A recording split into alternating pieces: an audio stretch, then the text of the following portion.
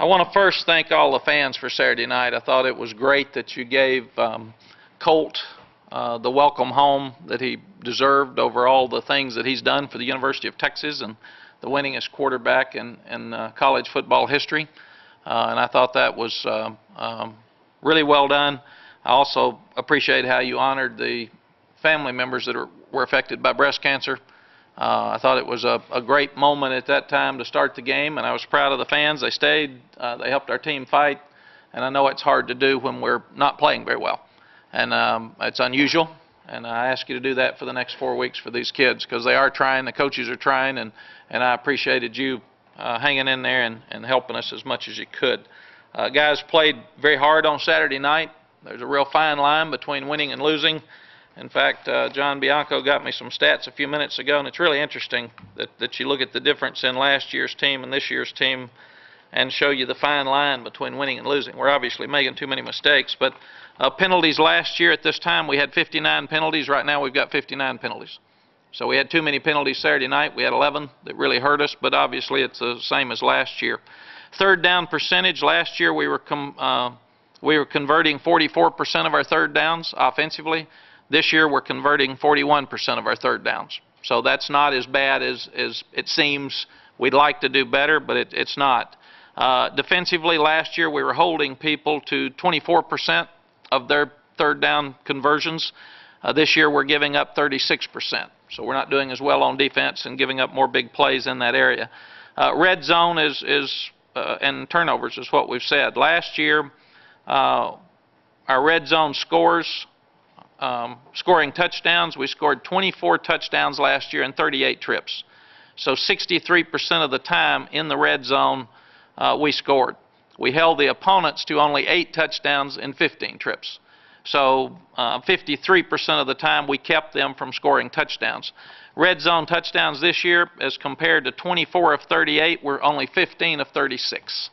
And that's killing us. We have got to score more touchdowns in the red zone. So we went from 63% to 42% in the red zone. Last year we were holding them to 53% at 8 for 15 trips scoring touchdowns in the red zone. Right now we're giving up 14 touchdowns and 22 trips. So they've been there a few more times. Our offense has been in there about the same number of times. We're just not scoring points. Other than the red zone, the overwhelming stat is last year we had lost the ball with turnovers 16 times at this time. This year we've lost the ball 18 times. So we're really not turning the ball over any more than we did last year. The big difference is that last year we had gained 26 turnovers at this time. Right now we've gained 11. So we're 15 short of the turnovers that we gained this time last year, and we just got to, the kids are aware of it. It's something that we've got to get fixed and got to keep working. And you force turnovers by energy and knocking balls loose, and you get in the end zone by obviously catching 2 passes that we should have had for touchdown passes. We've dropped a number of touchdown passes this year. Garrett can continue to be more aggressive and run when we get down there, and we need to be more wide open in play selection. And we've got to throw the ball better when we get down in the end zone, in my estimation. Guys just have to make plays. And those are things that we're not doing at this time. So we'll open it up more and make some plays. The offense moved the ball probably the best all year, and it shows you the stat of total offense is very unimportant, because we outgained Baylor by 100 yards and still lost the game. So those things are unimportant. What's important is what we just talked about, and that's turnover ratio and scoring touchdowns in the red zone. We answered with a field goal right before the half after we gave up the long play right before the half, and you always want to score going in, because stats historically say the team that scores before the half and comes back out and aggressive after the half has the best chance to win the game. We came out the second half and scored on the opening drive, scored a touchdown. So we felt like things were in good shape at that point. Defense was playing well. And then we give up the big play, again, the long run for a touchdown, 69-yard run, and come right back instead of answering with a score. The offense turns the ball over. We have the great goal line stand that fights them, and they finally score on 4th and 6 inches. So we've got to play better as a team in those areas. We had 9 explosive plays. Garrett Gilbert had his best game, and he played with more confidence and led our team. Michael Huey was playing great. He got hurt at halftime, and Michael hurt his knee, and he's out 4 to 6 weeks. So that's another blow to us that we've lost another starting offensive lineman. John Childs also played his best game. Concerns on offense, we did have 5 penalties. We have entirely too many motion penalties. And I don't know why we flinch, but we do. A lot of times the defenses are acting like they're blitzing. Sometimes they're calling out your signals. But you've just got to get used to your quarterback's voice. You've got to get used to the center and obviously move on the ball. We had 5 drop passes and 2 of them for touchdowns. We've got to start catching the ball better, and it's been a problem all year. We lost 2 turnovers. Both were very costly. One of them cost us 7 points. It was down inside the 20, and the other one was the last play of the game, which I still felt like we had a chance to come back and score, go for 2, and tie the game up and get in our first overtime game ever. Lack of production in the red zone and not scoring touchdowns, kicking field goals is once again killing us. So we've got to make more plays in the red zone. We went over it with the kids yesterday and showed them exactly where we could have scored on each of those plays, and we feel like that we've got to be more wide open and take more chances right now to score. And it's just like in the kicking game, instead of kicking the last 49-yard field goal, we went for it on 4th and 2. We make it and get an offensive interference call, backs us up. We have to punt. We don't get any points instead of the 3. So, but Garrett needs to continue to make more plays with his feet. He's showing the ability to do that each week. He's a really good runner. He's a strong runner. He's a tough runner. And if it's between run and pass right now, we need him to run. If he's out on a corner and sees the ability to make 10 yards. Trey Hopkins will start at the left guard. He'll be backed up by Thomas Ashcraft. Also, Darius White had his, he's showing a lot more progress. He had a better practice last week, so we need to play Darius more as we get ready to finish the last 4 games of the season. Fozzie got a stinger at halftime of the Nebraska game and has played limited since then. I think Major's right. We've talked about it. When you've got a stinger and you're touching the ball and you get hit, as much as we're needing to score touchdowns, we can't afford for the ball to pop out. So we've got to get him totally well. He can go in and protect. He's caught the ball a couple of times in passing situations, but Trey and Cody have stepped in, doing a good job, and we're more balanced on Saturday between the run and the pass, and we need to continue to do that. Robert Griffin's really good. Their wide receivers are really good, and their punter was great. And I thought those guys made the difference in the ball game. You start looking at the plays that Robert made. We held him pretty much in check with his feet. We got after him. Defense played really hard. We had 4 3-and-outs. We had 3 sacks, 10 hits on the quarterback. Majority of the guys on defense played very well. What happened was when we blitzed, they burned us and had some big plays in the passing game. It was a 3rd and 10, a 3rd and 10, a 3rd and 9. And they converted and we didn't. And that ended up being the difference. We played really well on the early downs, but we didn't make the plays on 3rd down that we have to make to win the game, and then gave up the huge run inside. Jackson Jeffcoat was not able to play again. He practiced a little bit. We thought he would be able to play some, even though with a freshman you need to practice. But he got out in pregame and could not push off, so we need to get him back, and that's important. We stopped the run all but 1 big play. You take out the 69-yard run, which you cannot, and we hold them to 2.9 yards per carry. And we've given up some big runs in the running game, and that's huge this week playing Kansas State because they run it so well. Like we said, big plays killed us, and we've got to get off the field, and it just kills your momentum. And right now we've got to answer better offensively. We had 9 missed tackles for 140 yards on their wide receivers and on Griffin. They're good players. We only forced 2 turnovers. We have to have a minimum of 3 per week, we feel like, to win the game. Ashton Dorsey played some in this game, and he's coming on, so we need to play Ashton more here in the last 4 weeks because we're playing majority of the time with Alex Okeford and Keyston Randall, and they get beaten down over time, even though we had the ball in the 80s and they had it in the 60s when you take a number of plays. Kickoff coverage was excellent. We made them start at the 23-yard line. They averaged 15 yards per return. We had 3 touchbacks. And 2 tackles inside the 20-yard line. So those guys did their job against a team that has got speed and can do a good job with kickoff returns. Punt team did okay. They averaged 42.3 yards per punt. They gave up no yards in return. We had 1 punt down inside the 20. We didn't really punt very much. But the 2 other punts, we've got to do a better job down in the ball inside the 20. Both of them went in the end zone, and if that's going to happen from the 45, you're only gaining 20 yards. We need to go for 4th down 8 because why punt it if you can't get it stopped down in your own end? Their punter averaged over 55 yards a punt. It was unbelievable what he did. And the last punt that we dropped was a 68-yard punt when the game was on the line, and we had a chance to return it and get something out of it. Field goals, we made 5, 21 yards, 26 yards, 31 yards, 40 yards, and 49 yards. We missed a 48-yarder. Like we said, we went for the 4th and 2 from about that same distance and did not convert.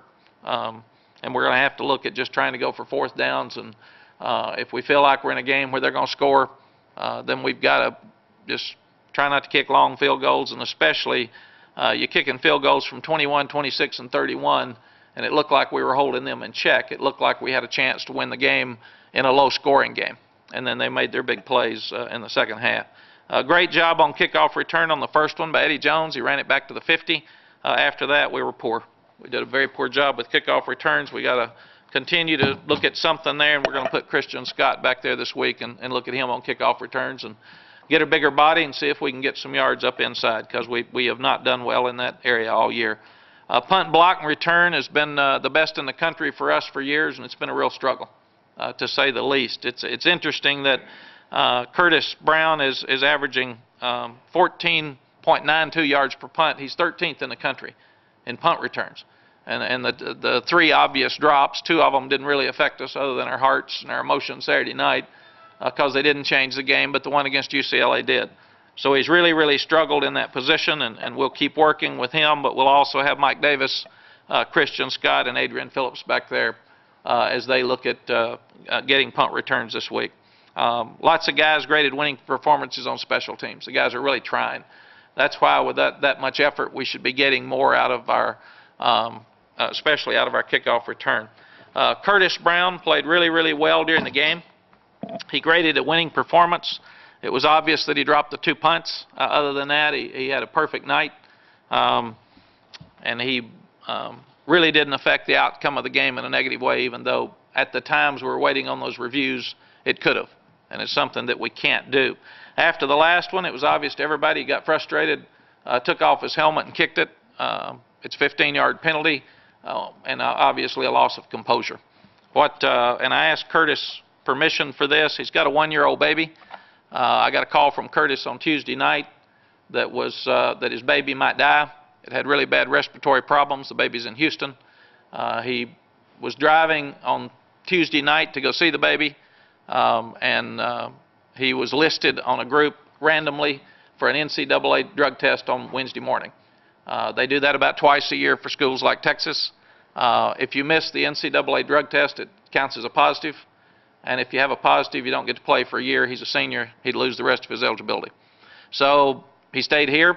He decided not to go see his baby, who they thought might die, because he wanted to go by the rules and do what was right, which I think we've got to look at that in the future and see. You should have a way to have an emergency situation come up where a young person can leave and not take that drug test if he has a legitimate issue. So he got up. He took the drug test the next morning at 6 in the morning. He drove to Houston. He spent Wednesday afternoon and Thursday in Houston. He came back for the game. The baby's doing better, and we hope you'll keep the baby in your thoughts and prayers along with Curtis. So there was some frustration on his part about the game. He's afraid he lost the game. And at the same time, for a young guy that's 21 years old, he's got a big burden on his shoulders this week anyway.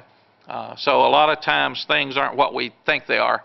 And then people wonder why Dwayne, Akina, and I were trying to help him on the sideline. We knew what he'd been through. And we knew that it takes big shoulders to handle all that. Still shouldn't have taken his helmet off. Still shouldn't have kicked the helmet. But I think it's a little bit more understandable when you understand what he went through for the entire week.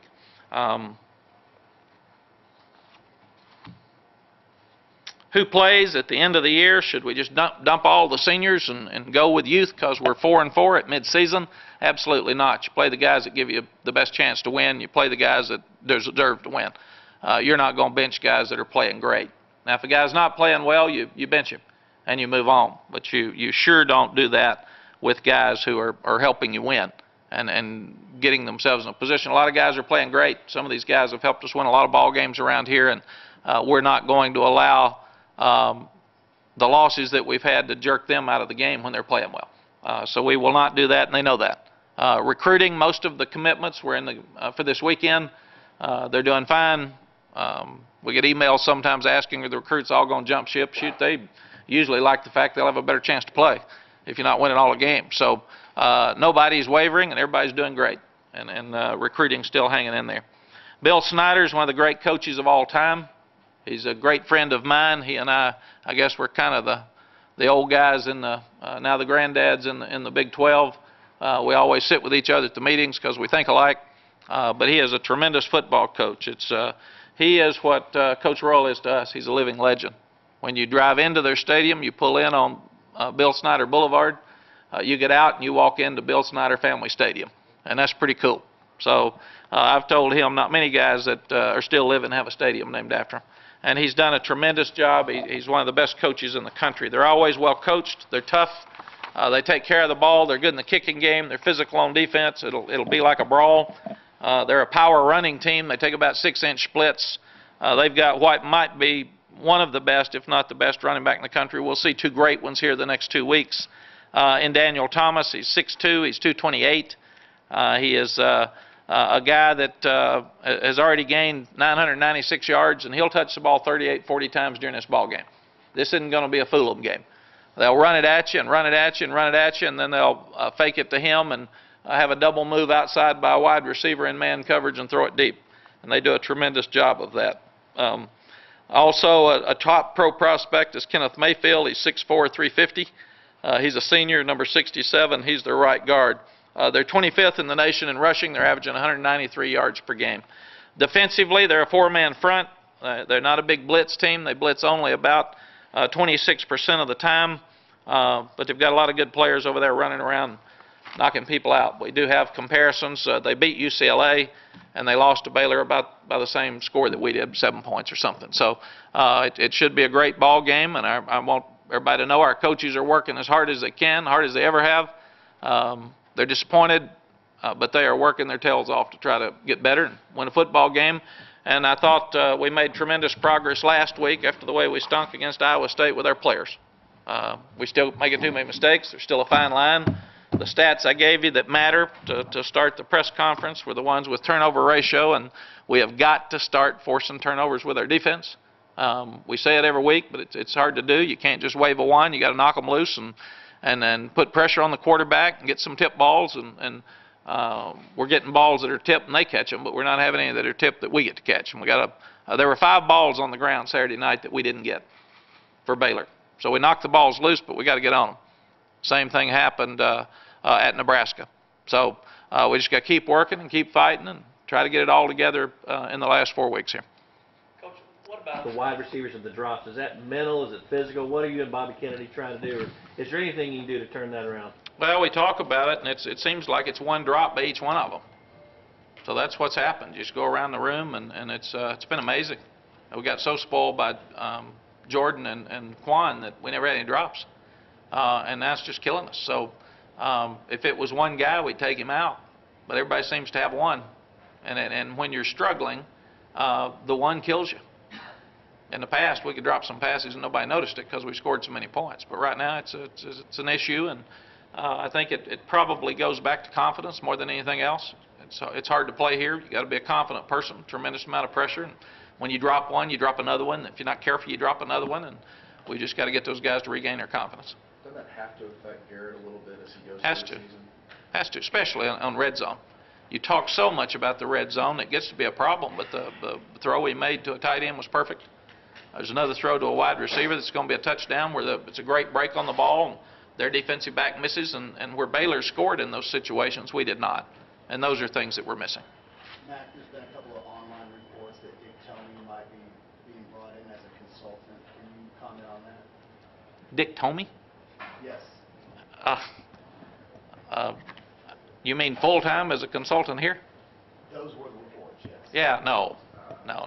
Dick's a great friend. Dick's got, it's really proud for him. He had Dwayne Akina on our sideline, and he coached with 3 coaches at Baylor. And he's doing WAC TV. So he's a commentator for the WAC, and he had an open weekend. And since he had 4 coaches in this game, and me, really 5, that he had worked with, instead of flying all the way back to Hawaii, he came in and spent the weekend with us to see the game. But no, Dick's retired. He's not consulting. I'm consulting.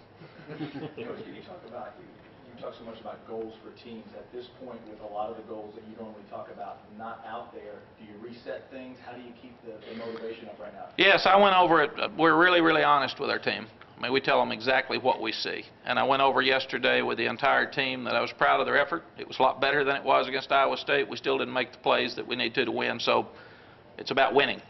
The effort should be without saying. And then I took up that we're not in the Big 12 South.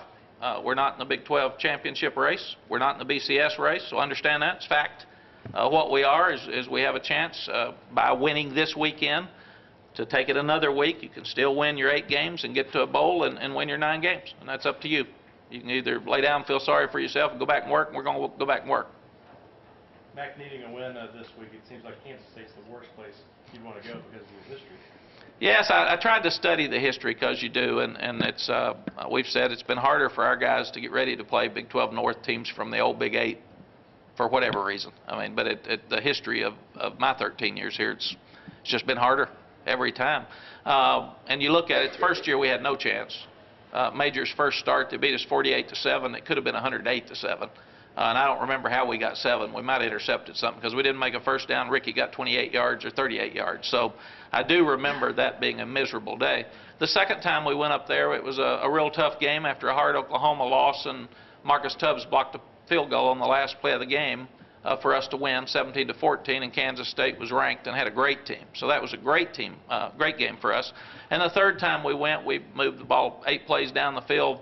We scored very easily and very quickly, and then Colt got knocked out. Jevin came in. We got beat 48-45, 45-42, maybe. So it was a lot to a lot.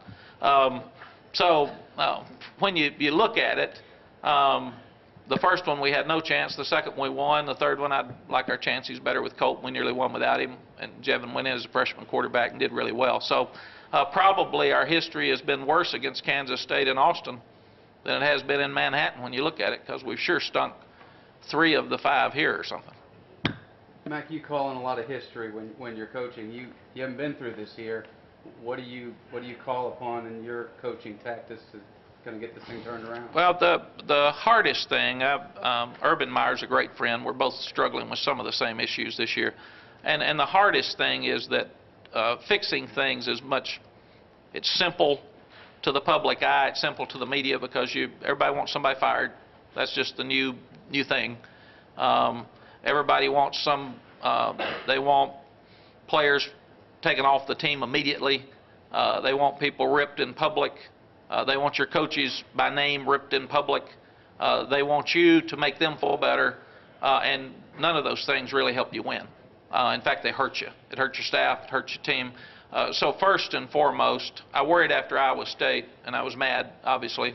Came in here mad because the guys did not play with the passion and confidence that we've built around here for a long time, similar to UCLA. So I'm not going to have that, not going to put up with that. It's inexcusable. Secondly, we got some of that straightened out last week.